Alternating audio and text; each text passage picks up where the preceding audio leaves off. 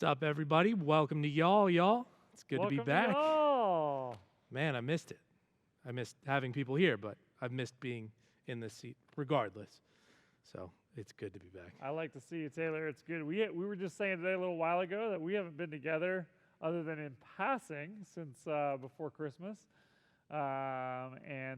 It's good just for us to be back, let alone be back with you guys. I know we did a little y'all last week in last week's tumultuous times, and I know we're still kind of working through that. I know I'm still working through that. I've had some moments this week of various uncertainty and doubt and frustration and anger, and I know a lot of you are still dealing with a lot of those things too. And so know that we're here to process with you through all of that. Know that we're continuing to pray and continue to seek our role in the midst of all that's going on. We look forward to hopefully being in person on Sunday night. And so, yeah, official Fingers announcement crossed. will come Thursday. But if things hold the way they are right now, we expect to have on-site small groups on Sunday night. We'll have an online option as well, and so if your family is feeling that you should stay home, then certainly we absolutely respect that, and we'll have a way to connect either with some others that are also home, or if there's just a few of you, we'll Zoom you into some small groups that are here. And so looking forward to that, looking forward to this new season. And looking forward to kicking off tonight. Taylor and I are going to share a message together tonight, and I'm excited about that. We got a little game for you first. Just a quick little on-screen match something on both sides of the screen. The instructions will come up in just a minute. We expect to be playing along in the chat tonight, so I hope you play along as well. And we'll see you there.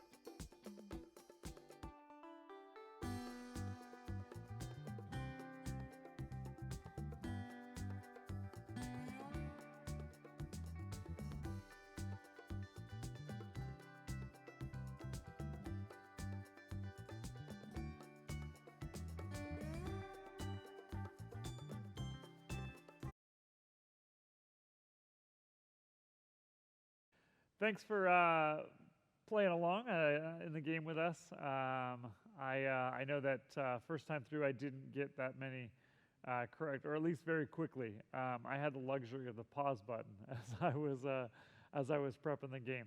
But thanks for playing along. as I mentioned earlier, Taylor and I are going to share a message today. I've been thinking a lot about how best to help our students here in 2021. And one of the things that I've really been struggling with, I've been listening to a bunch of podcasts, a bunch of different things lately, and one of the things that I keep getting hung up on, I was listening to a leader named Craig Groeschel of Life Church, and he was saying that back when the pandemic started, back in March of last year, and things started getting shut down, he was 100% certain that his church would meet in person on Easter. He thought, without a doubt, that Life Church, that the pandemic was going to last a couple weeks, and we were going to be through, and then Easter was going to come, and we were going to be all back together. And many of us are not alone in thinking similar thoughts. Surely by serve, surely by summer, surely by September, we'll be back in school, surely by this. And we're coming up on, Taylor, the anniversary of the beginning. It's crazy. It's crazy to me. And which means we're coming up on the last batch of events that haven't been canceled yet. If there's a Vermonters listening, we miss you dearly, but we're coming up on Martin Luther King Jr. weekend, and incredible memories from last year, and probably even more incredible than some of the other ones, because they're some of my last in-person memories. I remember going with high school kids down to YWAM and doing some service projects. I remember riding the Zamboni on the ice rink during our Sunday afternoon skate. All sorts of good, fun memories from that time. Followed shortly by our winter retreat down in D.C. We don't remember the house too much, or maybe we do. I remember that house way more than I would like to. But that was the last event that wasn't canceled. And as I think about coming up on round 2 of canceled events, I think about spring break trips. I've been thinking about Mexico and another year of not going to Mexico or Haiti with students. I'm thinking about other people's spring break plans and trips. I'm thinking about spring sports schedules and the spring play or the musical. I'm thinking about all this stuff that just seems to be looming, stuff we never thought would be in jeopardy of being canceled. And one, for both of us, we just want to lament and mourn those things with you. We know it's not easy. And we know it's easy to say, like, surely by whatever, we're going to be back. And the more and more times we say those things, surely this, or oh, by then it won't be any kind of issue, oh, by the time we have the vaccine, or by the time this, when that doesn't come true, the more likely we are to end up in a rut, to end up in a place of just struggle and doubt and fear, and it's just hard. And we thought tonight that hopefully we'd share some wisdom right from Scripture, that we'd share some thoughts from our past and from our present, and we thought we'd just talk for a little bit candidly about what we might be able to do to combat some of those feelings. Taylor, why don't you read from us from Matthew 5? Sure. Do not worry. Therefore, I tell you, do not worry about your life, what you will eat or drink, or about your body, what you will wear. Is not life more important than food, and the body more important than clothes? Look at the birds of the air. They do not sow or reap or store away in barns, and yet your heavenly Father feeds them. Are you not much more valuable than they? Who of you by worrying can add a single hour to your life? And why do you worry about clothes? See how the lilies in the field grow. They do not labor or spin. Yet I tell you that not even Solomon in all his splendor was dressed like one of those. If that is how God clothes the grass of the field, which is here today and to which is here today and tomorrow is thrown into the fire, will he not much more clothe you, O you of little faith? So do not worry, saying, what shall we eat? Or what shall we drink? Or what shall we wear? For the pagans run after these things, and your heavenly Father knows that you need them. But seek first his kingdom and his righteousness, and all these things will be given to you as well. Therefore, do not worry about tomorrow, for tomorrow will worry about itself. Each day has enough trouble on its own. Yeah, that was Matthew 6, verses 23 through 34, not Matthew 5. My bad. As I think about those verses, specifically just that last one so much, therefore do not worry about tomorrow, for tomorrow will worry about itself. Each day has enough trouble of its own. Each of these days does have enough trouble of its own.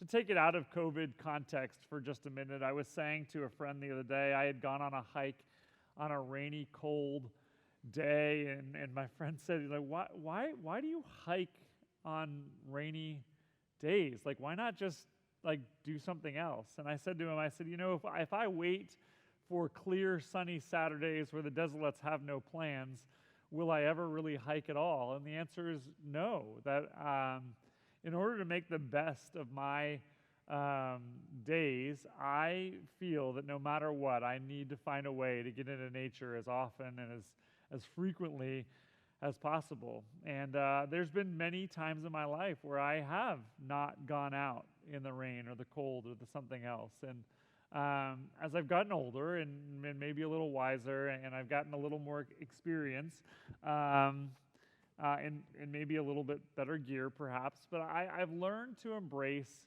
the beauty in all of the days. And so instead of maybe going to the mountaintop on the rainy day where there is no view, maybe I've changed my plans slightly to go to a waterfall, or to hike along a stream, or to hike someplace new that I just haven't been before, just to explore. And I've found that when I can embrace the small little moments, those small little things, that I've found that I stopped worrying about what I didn't have, but started embracing and owning and accepting and getting excited about what I did get to do. And I think if you look at that analogy and that scenario, I think you'll find the same is true looking back on some of the things that we did in this past year. I think of Serve at Home, for instance, last year. It would have been easy just to say, well, if we can't do everything that we always wanted to do, which is to go to Vermont and enjoy everything that has to offer, therefore we won't do anything at all, then we would have missed out on all the amazing things that Serve at Home had for us.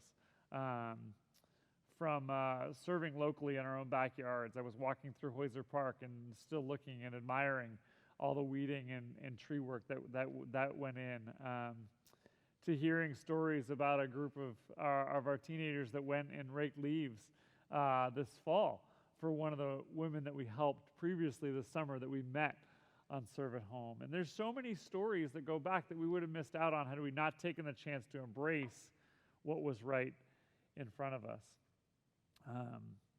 Taylor, we were talking earlier. Why don't you share a little bit about your story about what you had dreamed of and hoped of for college, and what you thought you were going to do with your life, and what you ended up embracing instead, and how that leads to where you are today. Yeah. So for those of you who don't know, I went to Eastern University for a number of years, right around the corner here, not far at all. But initially, when I was applying to colleges, I was super confident in my ability to get into the college that I wanted to go to, which was Penn State University, mostly because I had a teacher who told me that the biggest thing that they look at, and the thing that will really get your foot in the door with college, is writing a good essay. And I was a very good writer, and so I told myself I'm going to write the best college essay that I can for the application, and that'll really get my foot in the door, and then we'll go from there. And so I ended up getting in, with some decent SAT scores and a really good essay. But I had all my eggs in the Penn State basket, and I was super convinced that I was going to go to Penn State.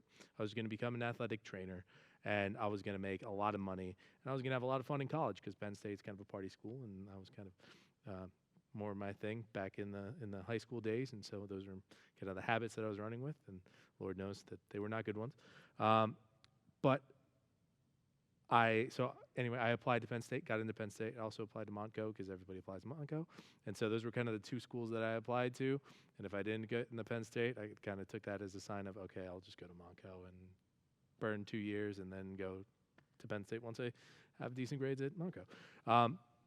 But then my mom came to me very, very late in the application process with like maybe a week or two to go of when most colleges are accepting applications, and she's like, hey, I really want you to apply to Eastern.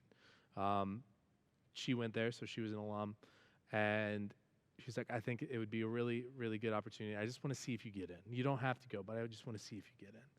And so I was like, all right, it's my mom, I'll humor her, like, whatever. And so I applied and heard back from them very quickly. And then within days of hearing back from them, I also received a number of letters and scholarships and grants from them, many of which I don't even think I applied for. And so it was kind of like these miraculous checks kind of showing up in the mail of like, hey, like, here's this, here's that, come to Eastern. And so I was still really, really set on going to Penn State, but my mom used kind of the financials and the grants and the scholarships that I got from Eastern as leverage to say like, hey, like, maybe you should go to Eastern. You can save a little bit of money, you can get your gen ads out of the way, and then eventually you can go to Penn State if you still really want to. And so I accepted that. I was like, okay, but I'm still going to Penn State. Like, still fully had all of my eggs in that basket of I'm going to get my degree from Penn State University as an athletic trainer. And so I got to Eastern and was looking for some stuff to do because I was a commuter student. And so I figured, well, I'm only going to be here for a year, but I might as well get to know some people so I'm not super lonely. So I went to the activities fair and I signed up for Ultimate Frisbee and met some good friends there, one of which was Kyle Robbins, who was an intern for Tim here a while back. And then I ended up really building some incredible relationships with the people at Eastern. But even after that, and even after building a little bit of a presence here, I was still convinced that I was going to Penn State and still had all my hopes and dreams in becoming an athletic trainer at Penn State University. And then eventually I kind of realized that you have to be really good at biology to be a athletic training major. And science and biology at Eastern was not easy. And I was not, I'm a writer, I'm an English guy at heart. And so I kind of realized like, oh, maybe athletic training isn't the route that I should go. And at that time, I had been coming around here at Hope, and you so graciously welcomed me in, and I started building some really cool relationships with some students who I never anticipated ever working with. And just as a whole, the church kind of really embraced me, and I really felt loved here. And I felt God really kind of changing my heart and pulling me in a direction of ministry, something that I had never really seriously considered ever before in my life. And so I took that as kind of the final straw of like, hey, you are not meant to graduate from Penn State University, and you're not meant to be an athletic training major. God was kind of telling me like, hey, I have this plan for you, and it is much better than what you had planned for yourself. And so I kind of had to adjust to that and accept that. And it took a little while, and it wasn't until even a couple years after I kind of made that realization, in which in that time between, I had a lot of thoughts in my mind of, man, if I had gone to Penn State, would I be happier? Would I be more successful? Would I, kind of like feel more confident in myself and in what I'm doing? And ultimately, the answer to those questions ended up being no. God kind of made it clear, like, this is where you're supposed to be. These are the people you're supposed to be with. And he did that through the relationships with the people that he put around me here. And so it just became very clear, and it was very clear that, the life at Penn State wouldn't have been, some things certainly wouldn't have been good, given the habits that I was partaking in when I was in high school. But, the life that you could have had may have been successful at Penn State by the world's standards, Sure. but it isn't what you were made for. And it isn't why I brought you to Eastern University in the first place. And so it just was kind of an opportunity for me to take inventory in my life and say, like, hey, like, I can live without being an athletic trainer. I don't think I could live without a youth ministry. I don't think I could live without, a friend like Mikey V or a friend like Bert. Like, I don't think I could live without seeing faces like, Jonathan April or, on a weekly basis. Holla. Yeah, shout out, buddy. But yeah, there's so many people and so many things in my life that I would not have if it weren't for me accepting a 1-year stint at Eastern University, and then that stint ending up being my life. So. Yeah. Man, dude, thanks for sharing that. I love how a story from pre-COVID can relate so real with what we're living in now. And I love mostly that kind of you identify that moment of saying, I'm here and this is what God has for me. That in that moment, kind of in that moment, as that kind of decision is happening, you're kind of accepting this thing, that He made plans and things for you even more clearly. We worry so much about the future. We worry so much about what we hope and dream and the things that we want to become that sometimes we lose track of the things that we have right in front of us right now. I've been looking back, and we talk about serve, and we talk about serve at home, and we talk about some of the things that we were able to do and accomplish locally that we never ever would have been done. It would have been easy to say, we can't do serve the way we want it, therefore we're not going to do it at all. But I know that so many great things have come out of what we were able to do because we embraced what was right in front of us. And so, friends, I'm just know that we're lamenting and grieving and crying with you over things that aren't going to occur. I'm still grieving things that didn't occur. I know for me, one of those things is breakaway this year. My whole family was supposed to go. It was Amelia's 7th grade year, and which is like the best. Your first year of breakaway, I think, is one of the best years. And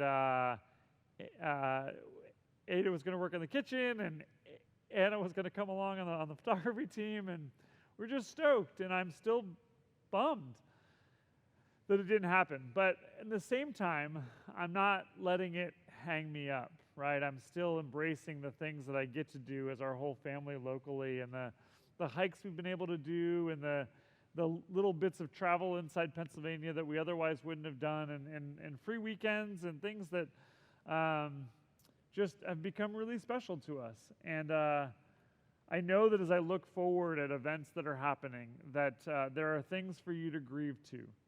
But what we're asking you to do, what we're hoping you will do, is embrace the stuff that's right in front of you right now. What you can control versus what you can't. What can you do today to accept what's in front of you, to add value to the situation that you're in? For some of you that might be embracing online virtual school for the rest of the year, instead of kind of that hope that you might be back. No, I don't know anything about whether Upper Marion's going to go back or not. But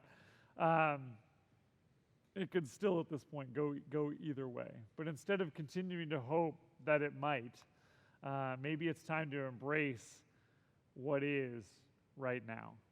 Whether that's spring break plans or graduations and graduation parties or summer trips or what serve might look like this summer. I know that I fall victim to that too. But what I'm going to do, I'm going to hike to the waterfalls in the rain. I'm going to embrace the opportunities and the things that I have in front of me today, tomorrow, and beyond. And focus on what I can control versus what I can't. Allie is closing us out tonight with an incredible song. It's lyric heavy, which I love, and I know there's shreds and themes of stuff in there tonight that'll hit you. And so I'm going to ask you to put down your phone, maybe stand up, open your hands to listen and to sing along. Maybe get to your knees. And maybe there's some confession time that needs to happen alongside this. To know that it is well with your soul right now, no matter what else might be going on. God, you have us exactly where you want us. And I'm looking forward to discussing all this in small groups on Sunday night, to talk about the things we're grieving and beyond, but also to figure out what we can do right now, right here, to make the best of 2021. I'm looking forward to worshiping with you guys. We'll see you soon.